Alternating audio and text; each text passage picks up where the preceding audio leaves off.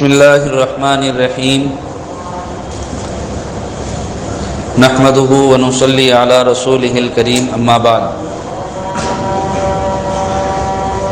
فاعوذ باللہ من الشیطان الرجیم بسم اللہ الرحمن الرحیم قل ان کنتم تحبون اللہ فاتبعونی یحببکم اللہ ویغفر لکم ذنوبکم واللہ غفور رحیم وقال النبی صلی اللہ علیہ وسلم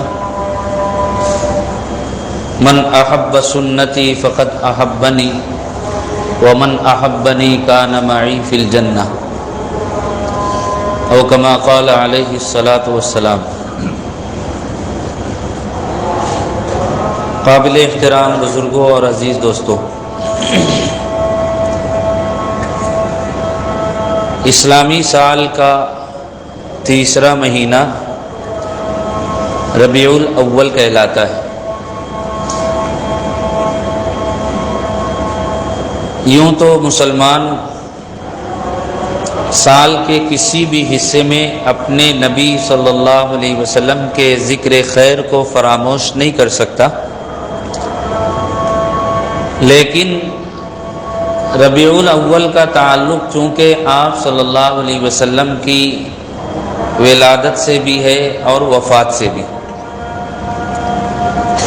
اس لیے اس مہینے کا آغاز ہوتے ہی پورے عالم اسلام میں سیرت طیبہ کے حوالے سے چہل پہل شروع ہو جاتی۔ سیرت کے عنوان سے تقریریں ہوتی ہیں، جلسے منعقد ہوتے ہیں، آپ صلی اللہ علیہ وسلم کی حیات طیبہ کے موضوع پر مضامین لکھے جاتے ہیں، پڑھے جاتے ہیں، اور مختلف شکلوں میں مسلمان اپنے نبی صلی اللہ علیہ وسلم سے محبت اور عشق کا اظہار کرتے ہیں۔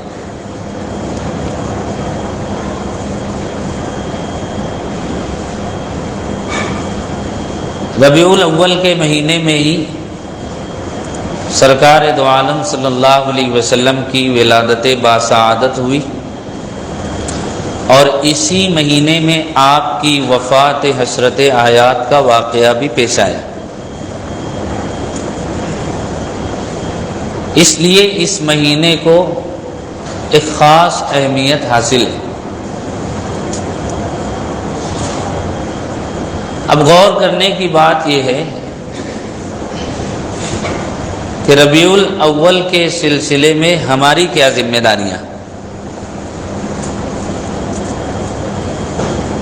کیا ہم بھی صرف خوشی کا اظہار کر لیں، آپ صلی اللہ علیہ وسلم سے محبت اور عشق کا اظہار کر لیں، یہ کافی ہے، یا اور بھی کچھ ہماری ذمہ داریاں بنتی؟ آج پورے شہر میں 50 سے زائد مساجد میں تو متعینہ طور پر ہمارے علماء کرام اور مقررین ماہ ربیع الاول اور ہماری ذمہ داریوں کے عنوان پر خطاب کر رہے ہیں۔ جمعہ کے اس مختصر سے وقفے میں ہم لوگ بھی معلوم کرنے کی کوشش کریں کہ ماہ ربیع الاول کے سلسلے میں ہماری ذمہ داریاں کیا ہیں، اور پھر ان ذمہ داریوں کی روشنی میں ہم یہ جائزہ لیں کہ ہم ان کو کہاں تک ادا کر رہے ہیں۔ سب سے پہلی چیز، ایک مسلمان کو اپنے نبی سے محبت اور عشق ہونا چاہیے، اور سب سے بڑھ کر محبت ہونی چاہیے، اس لیے کہ نبی کریم صلی اللہ علیہ وسلم کا ارشاد گرامی ہے، لا یؤمن احدکم حتی اکون احب الیہ من والدہ وولدہ والناس اجمعین۔ آپ نے واضح لفظوں میں ارشاد فرمایا، تم میں سے کسی کا ایمان اس وقت تک مکمل نہیں ہو سکتا جب تک کہ وہ مجھ سے، اپنے باپ سے، اپنی اولاد سے اور سارے انسانوں سے بڑھ کر محبت نہ کرے۔ ایک انسان کے دل میں فطری طور پر اپنے ماں باپ کی بے پناہ محبت ہوتی ہے، اور جب وہ خود صاحب اولاد ہو جائے تو اولاد کی محبت بے پناہ ہوتی، اور انسان اپنے ماں باپ کی خاطر اور اپنی اولاد کی خاطر جو کچھ کر سکتا ہے وہ کر گزرتا ہے، چاہے اسے کتنی ہی مشقت، تکلیف اور محنت سے گزرنا پڑے۔ اس لیے آپ صلی اللہ علیہ وسلم نے فرمایا کہ مجھ سے ایسی محبت ہونی چاہیے جو محبت تمہیں اپنی اولاد اور اپنے ماں باپ سے ہے، بلکہ اس سے بڑھ کر ہونا چاہیے۔ تو پہلی ذمہ داری یہ کہ ہم لوگ اپنے دل کا جائزہ لیں۔ اگر واقعی ہمارے دل میں اللہ کے رسول صلی اللہ علیہ وسلم کی اتنی محبت ہے تو مطلب یہ ہے کہ ہمارا ایمان مکمل ہے، اور اگر دل میں اس درجے کی محبت نہیں تو مطلب صاف ہے کہ ابھی ایمان نامکمل ہے۔ اس لیے کہ رسول اللہ صلی اللہ علیہ وسلم صاف لفظوں میں بیان فرما رہے ہیں کہ تمہارا ایمان اس وقت تک مکمل نہیں ہوگا جب تک کہ تم مجھ سے اپنے ماں باپ، اپنی آل و اولاد اور سارے انسانوں سے بڑھ کر محبت نہ کرو۔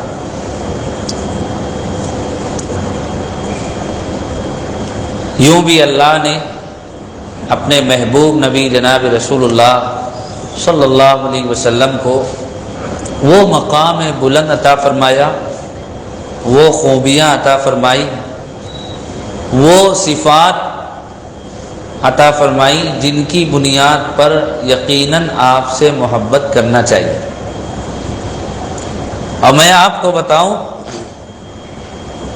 کہ آپ صلی اللہ علیہ وسلم کی یہ شان ہے کہ صرف آپ کے نام لیوا آپ سے محبت نہیں کرتے، صرف آپ کے نام لیوا آپ کا تذکرہ نہیں کرتے۔ وہ لوگ جو مسلمان نہیں ہیں وہ بھی کسی نہ کسی درجے میں جب آپ کی زندگی سے واقف ہوتے ہیں اور آپ کی خوبیوں سے باخبر ہوتے ہیں تو ان کے دل میں بھی آپ کی محبت پیدا ہو جاتی ہے۔ یہی وجہ ہے کہ آپ صلی اللہ علیہ وسلم دنیا میں تشریف نہیں لائے تھے، تب بھی لوگ آپ کا تذکرہ کرتے تھے۔ گزشتہ قوموں کے نبیوں نے آپ کا ذکر خیر کیا، آپ تشریف لائے تب بھی لوگوں نے آپ سے محبت کی، آپ کی تعریف بیان کی، اور آپ دنیا سے پردہ فرما گئے۔ آج 1400 سال سے زائد عرصہ گزر چکا ہے، آج تک لوگ آپ سے محبت بھی کر رہے ہیں، آپ کا ذکر خیر بھی کر رہے ہیں، آپ کی تعریف بھی بیان کر رہے ہیں۔ کیوں؟ اس لیے کہ کیا نور کی بارش ہوتی ہے اللہ غنی لکھتے لکھتے، 100 راتیں کاش گزر جائیں ایک نعت نبی لکھتے لکھتے، چلتا ہی رہا صدیوں کا قلم پورے نہ ہوئے ابواب کرم، دریاؤں کا پانی سوکھ گیا اوصاف نبی لکھتے لکھتے۔ آپ کی تعریف ہو رہی ہے، قیامت تک ہوتی رہے گی، لیکن کبھی آپ کے ذکر خیر سے سیرابی نہیں ہوگی۔ تو پہلی ذمہ داری یہ کہ ہم آپ سے سچی محبت کریں، اور سچی محبت جس کے دل میں ہوتی ہے تو وہ اپنے محبوب کا تذکرہ ضرور کرتا ہے۔ عربی زبان کی کہاوت ہے من احب شیئا اکثر ذکرہ، جو جس سے محبت کرتا ہے وہ اسی کا تذکرہ کرتا ہے۔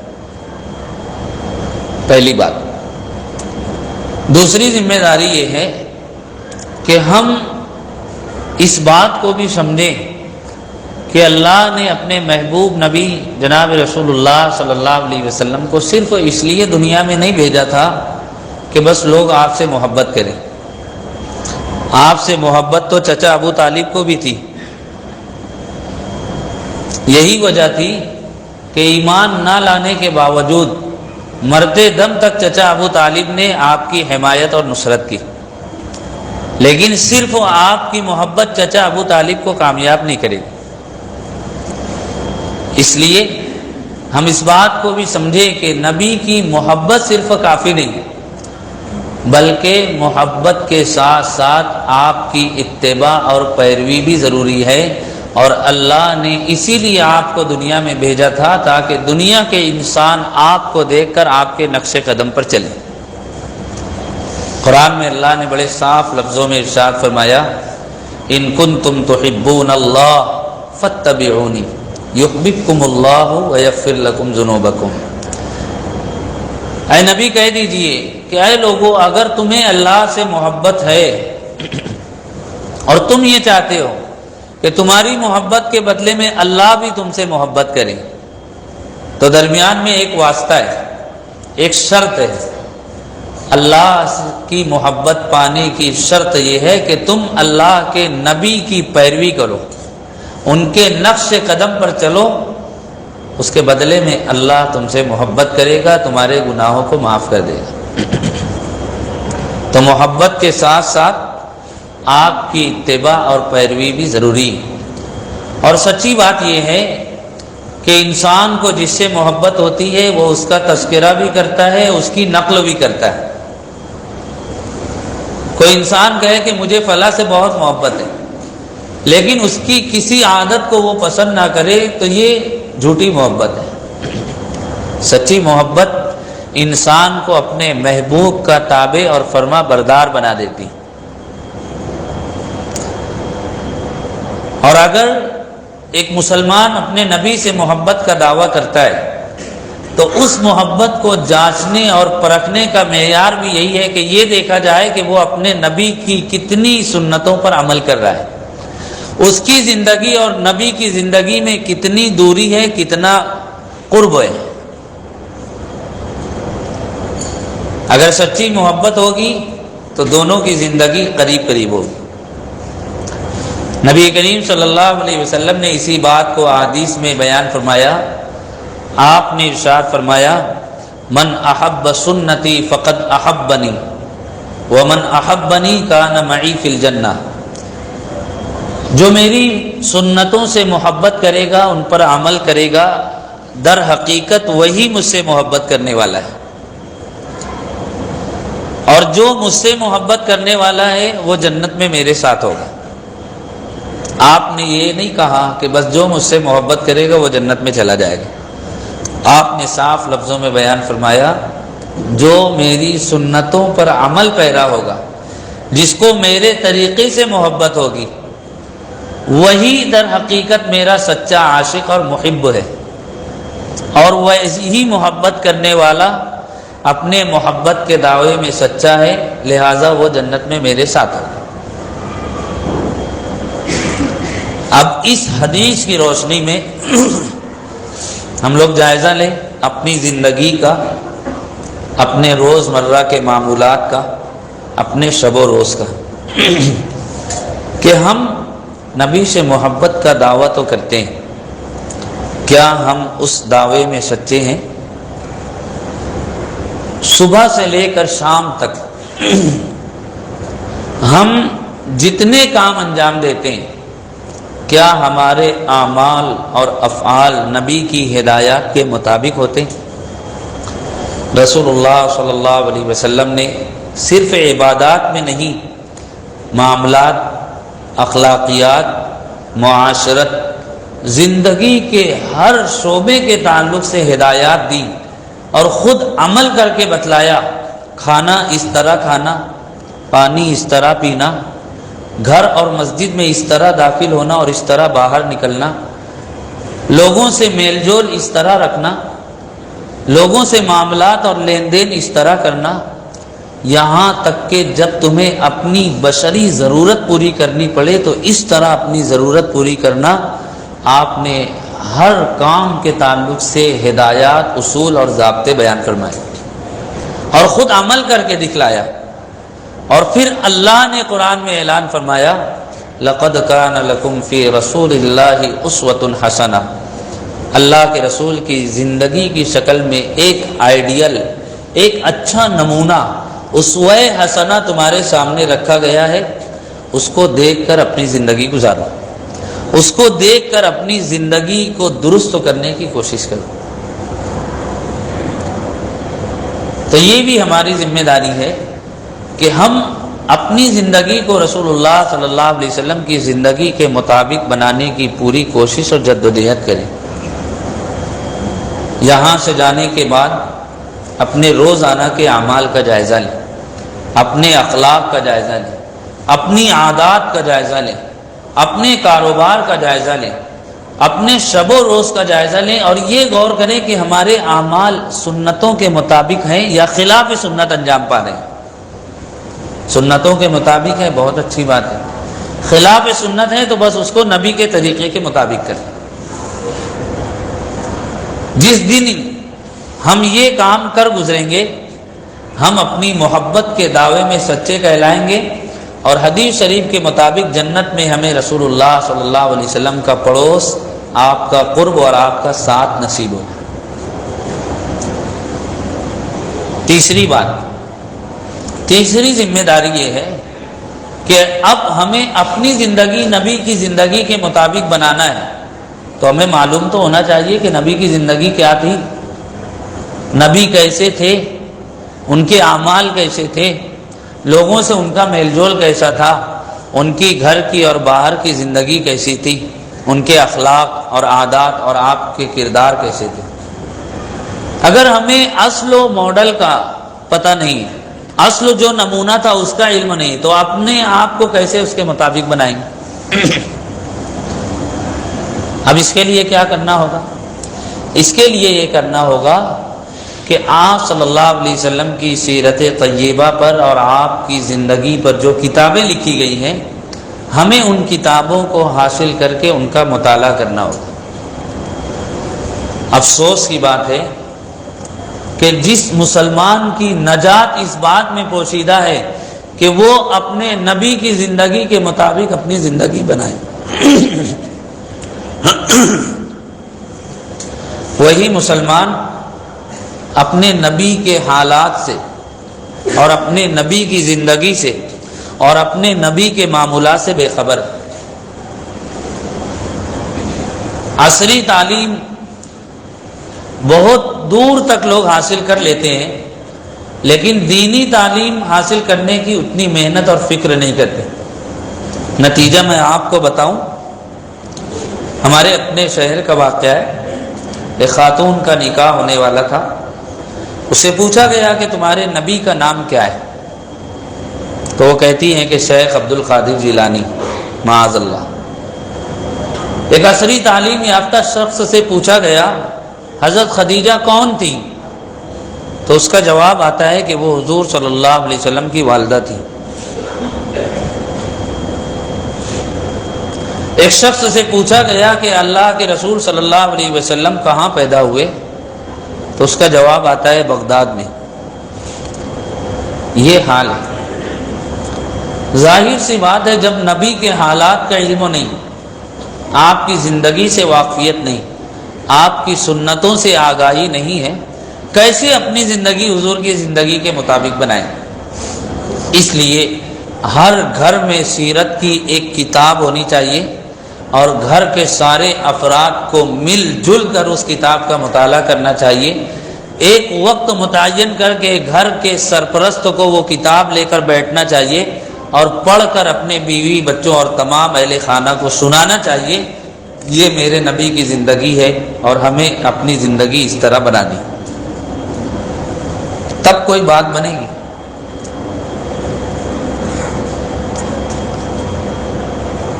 سیرت کے عنوان سے مختصر کتابیں بھی لکھی گئی ہیں، بہت ضخیم کتابیں بھی لکھی گئی۔ ہم اپنی سہولت کے لحاظ سے کوئی ایک کتاب تو پڑھ لیں، اور روزانہ اگر سیرت کی کتاب کا 1 اور 2 صفحہ ہم لوگ پڑھنے کا معمول بنا لیں، کتنی بھی ضخیم کتاب ہو پورے سال میں مکمل ہو جائے گا۔ لیکن افسوس، ہم لوگوں کے لیے سارے کام ممکن نہیں، اور ہر کام کے لیے ہمارے پاس وقت تو ہے۔ وقت تو اگر نہیں ہے تو دینی مجلسوں میں بیٹھنے کے لیے، دینی کتابوں کے مطالعے کے لیے، علماء کی صحبت میں جانے کے لیے اور جمعہ کی نماز پڑھنے کے لیے جلد آنے کے لیے۔ جب یہ حال ہوگا کہ نبی کی زندگی سے واقفیت نہیں، کیسے ہم اپنی زندگی نبی کی زندگی کے مطابق بنائیں گے؟ اس کا نتیجہ کیا ہے؟